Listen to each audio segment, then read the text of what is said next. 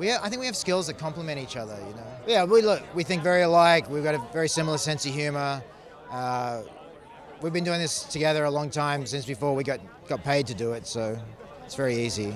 We were just doing it for fun back then, and we're still doing it for fun, but mind you, it's interesting because last night I was having a conversation with friends who are filmmakers to remind ourselves that while we're doing things at this level and it becomes stressful, is to always remind yourself of the joy of it.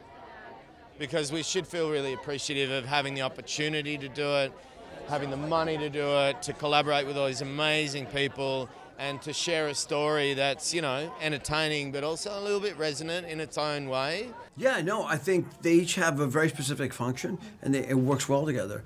And yeah, they actually like each other, which is cool when you see two brothers, you know, and give each other advice. That's right. You know, on things. There's no like egos in that part. None of like, that. what do you think of this? Or Joel would, you know, if he wanted to suggest an idea or rewrite something or help. Yeah. Joel shot some second unit stuff. It was a. Yeah, Joel's a great writer himself. Yeah, of course, and director. Yeah, director, right? So it is. I mean, really good. So it was great. They had each other to bounce back and forth.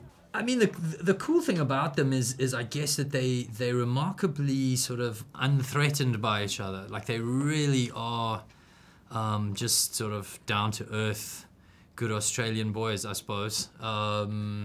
There's always a kind of a thing between Australians, South Africans, and New Zealanders, and so this was my first time working with Australians, you know. And so that I suppose was kind of also a little bit of a special, unique thing for me.